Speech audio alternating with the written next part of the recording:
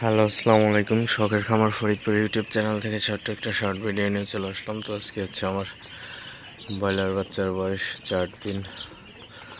তো সকালবেলায় আমি পানি দিয়ে দিলাম মুরগির বাচ্চাকে। আসলে মক্সিলিন, সিবিভেট অথবা টিএস ভেট এগুলো আসলে দিতে হবে। তো 1 লিটার পানিতে 1 গ্রাম পাউডার মিশিয়ে দিতে হবে। তো বাচ্চাকে হচ্ছে ব্রুডিং টাইমে খুবই যত্ন নিতে হবে।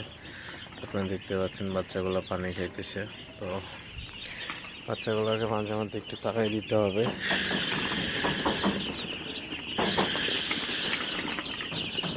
তো আর এখন মোটামুটি ভালোই গরম, তো দিনের বেলায় ভালোই গরম পড়ে।